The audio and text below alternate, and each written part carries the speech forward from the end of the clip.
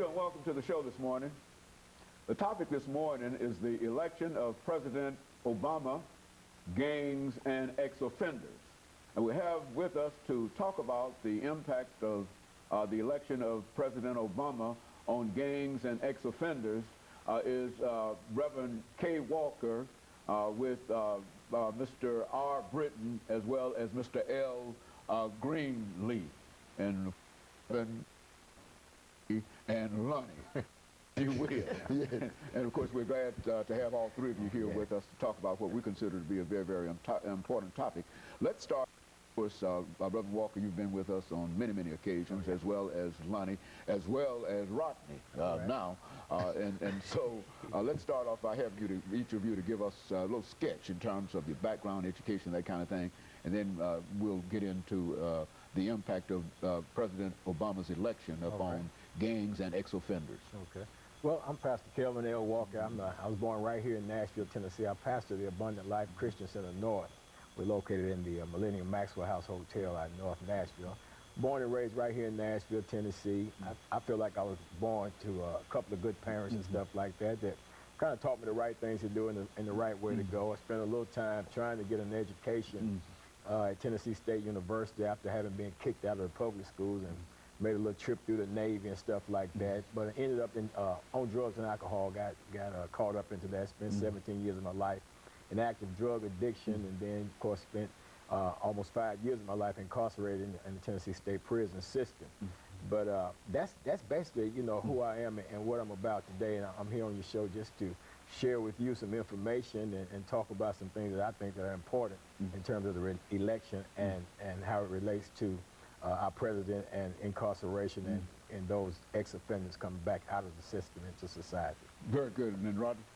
Yes, sir. I am 21 years old. I'm the youngest of you three, new generation. I was born and raised here in Nashville, raised up in a single-parent home. I graduated from Whites Creek High School, class of 2006. Come from a background of supporting family, supporting mother, and basically what my role is today, I've been preaching for about a year now, and also as the youth coordinator for Galaxy Star Peacemakers.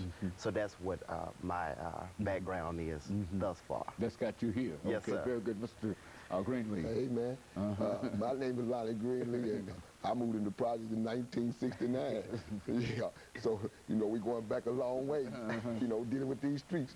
And, you know, I like what Kevin said, you know, man, listen, we had all of these things going up, and then we get caught up. But, you know, when you get caught up in the mess, well, there's a message behind it. Okay, and that's where we are as today. And it's a good topic. You're talking about what President Obama have to do with people that's been arrested like me over 60 times. You know, and now I haven't been arrested in the last 15 years. You know, ain't that great? You know, so I was raised up in Nashville too also. And we basically, we come through the same roads, you know, unless we went to Harvard or Vanderbilt, or, you know, and so happy he went to the Army, and I stayed on the streets, but I got 16 years on that streets, you know, in the madness. So that's it. Very good. And of course, one of the most important things, since this is about the election of President Obama, I think that it can be universally recognized that that election has had an impact upon a lot of folks, and we're more concerned today as we approach this first commercial break with the impact that it has had on gangs and ex-offenders.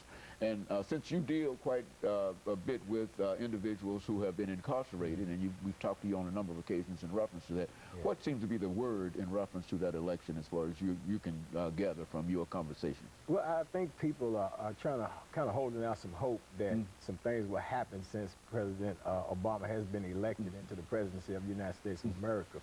I believe because he is community-minded, and he's really for building up a strong infrastructure within here, within the country. And I think that, you know, they got this Second Chance Act. It actually started in 2005, but it actually signed into law last year by ex-President Bush, former President Bush. And now this year they're trying to appropriate some funding through that Second Chance Act to be able to fund situations whereas people are working with ex-offenders, people coming back out of the prison system back into society. And Obama, our president, is very much actively involved in that. Okay, and of course, we're getting ready for this first commercial break, and I think that's exactly the kind of information that we are looking for. And when we come back after this first commercial break, we'll pick up with you, Mr. Britton, and have you to talk about your impressions in terms of his election. And after that, you'll continue on, and we'll continue that second segment. And we'll be back with our audience following this first commercial break.